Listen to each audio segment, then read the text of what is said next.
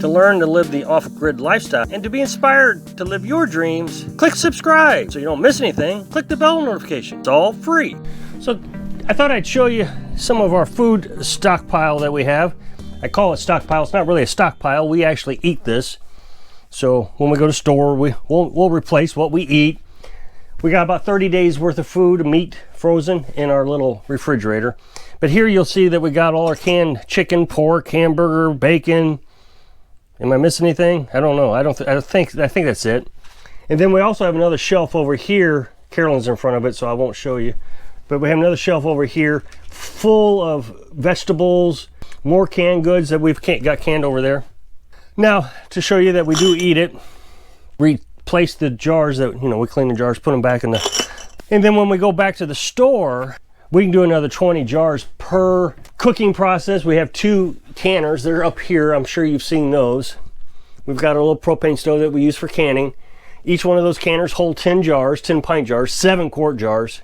And so I can do 2 loads of jars in a day. I probably could do more if I really focused on it, but I get up at 6 o'clock and start canning. There's a lot of money invested in this. I couldn't tell you how much, but it's a ton. Each one of these jars is one meal for Carolyn and I. We got about 300 meals here, throughout the house here. And of course, we only live in a tiny house, so our storage area is very small. We have just under 200 square feet. It's 16 by 12 feet is our house. We have food underneath the bed. We also have a lot of chicken broth.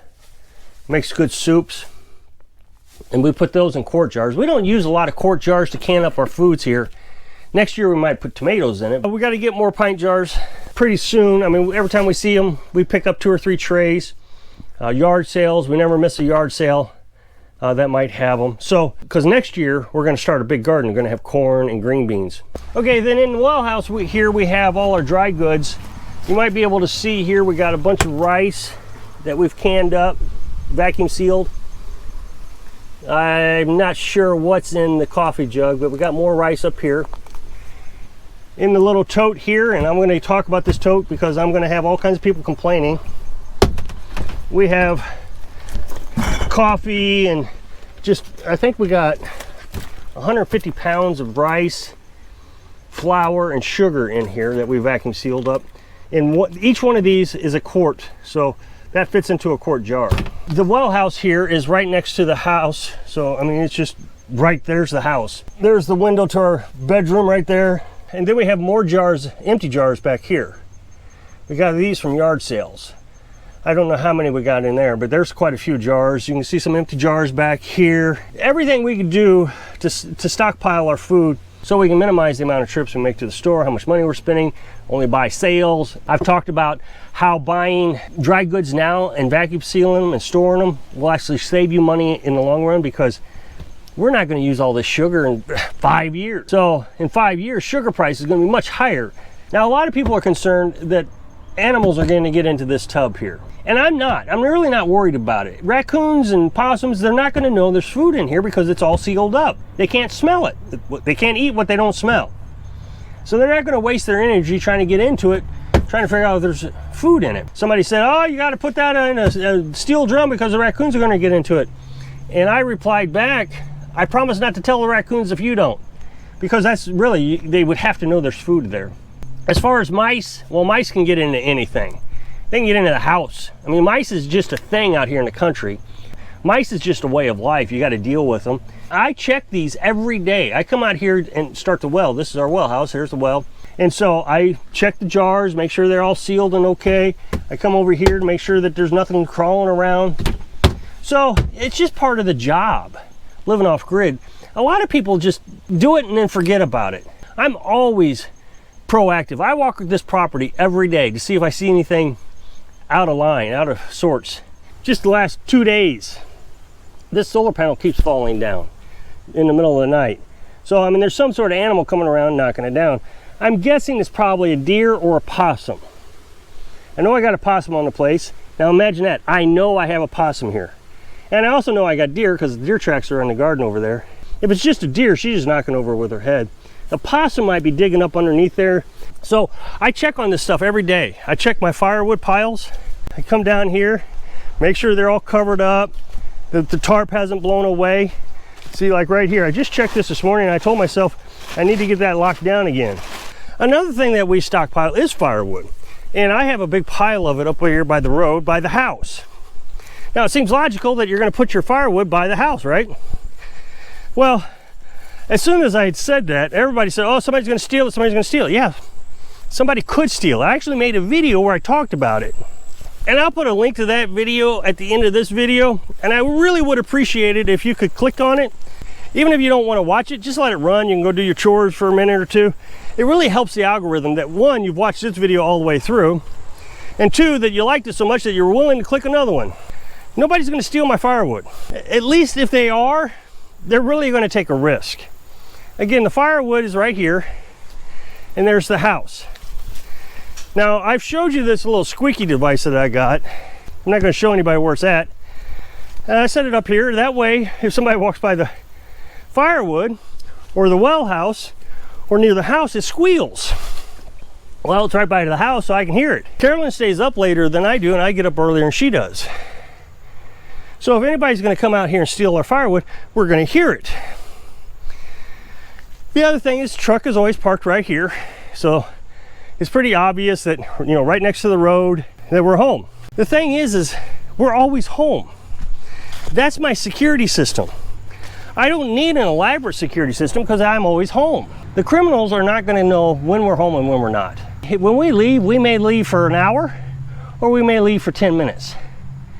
So if he's going to come in here and try to steal wood, there's a risk that we could come back 10 minutes later and catch him. We used to live in a rural area and we had 8 acres we rented. We had a neighbor behind us. He kept an eye on us while we were at work, and we worked a lot of hours. So he knew we were gone all day from like 5 in the morning till 8 at night. So we get home one day and they busted in the doors and they took their time, and he stole all kinds of stuff. I mean, just tons of stuff. He actually separated the coins. He didn't want the pennies. We had a jar of coins. He separated the pennies and just took the silver stuff. And then a week later, I tried to put some security into place. I actually took a box spring thingy and I put it over one of the windows that he tried to get through. And sure enough, the next week he tried to get in. He tried to get in through that window. Of course, there was box springs there. He couldn't get in. But he eventually got in. Now, each person is different. I know there are people who just leave all the time. This is where we want to be. This is our home. This is our life. This is everything to us. There's plenty to do here. This is our job. But I will say, I think there's a bigger threat in our society. People are aware of, but they don't want to admit. I made a poll the other day. Now, I'm going to be honest. I don't actually know the answer to this. I'm going to explain all this. Made a poll the other day, and I said, is there a situation in which having more than 2 weeks of food is illegal? 95% of the people who took the poll said, no, it's not illegal. You can have more than 2 weeks worth of food. So I made a second poll. I said, there's 2 executive orders, and I'll put those executive order numbers on the screen. I didn't bring them with me. And if I spouted them off, you wouldn't be able to write them down anyway. So I'll put them on the screen. And I said, do these executive orders allow the government to come and take your food or your stockpile during an emergency? 60% or 64% of the people said, yes, they can do that. So I found it interesting that the first poll said the same thing. I just worded it a little differently. Everybody basically said, no, they can't take your food. But in the second one, when I actually listed 2 executive orders, they said, yeah, they can take it. I read these executive orders and I got to the part where it talks about the food. Now, the first executive order was written in the 90s, and then the second one was in the, I don't know, like 2011 or something. They basically say the same thing. The second one was just modified a little bit, but the food section reads the same. It does imply that they can take necessary steps to secure food in the event of emergency. It does not, I didn't see anywhere where it specifically said they can come in and take your food if you have more than 2 weeks. Then now, the other thing is the Homeland Security or one of the other departments says what to do to prepare for an emergency. They actually have this whole thing called emergency checklist, and you're supposed to have 2 weeks of food. So I kind of see where the 2 weeks came from. One department saying you can have 2 weeks, the next department is saying if you have more than 2 weeks, you can take it. But again, I didn't actually read it, so I don't want to jump to conclusions and say, yeah, they can come take your food. although there are a bunch of blogs out there who references these 2 executive orders. But the question is can they come and take it? What are you going to do to hide the idea that you have food? I just showed you where all my food is. I'm not hiding. As a matter of fact, one person said, you need to hide your hoard. I have my security in place. But the question becomes, if the government decides to do something, an emergency or whatever, are we really willing to stop for it? And I don't know. I mean, I hear a lot of people say, my dead cold hands. I hear that all the time. I know where that came from. And I would like to believe, yeah, I'm going to stand up and I'm going to, you know, there's 30 FBI agents outside my door and they're going to come in and take my food and I'm going to fight. I don't know. Are you really going to try to fight 30 FBI agents? Guess what? You're going to lose. So what do you think you're going to obtain? I'm going to take as many out as I can. Okay, so you're going to take somebody out and they're going to take me out, and then in the end, you know what? They still get your food. But I do want us to be aware that there is the potential that people can not only steal your stockpile, I mean regular civilians, but the government can too. So how much protection are you going to put into all this stuff? In the end, we all do the best we can. And if we just stop worrying about this stuff, take moderate precautions, and just be happy. So if you could click this video that you should see, I think, right in this corner here, click that video and watch it for me. I really would appreciate it. It helps the algorithm know that you like this video.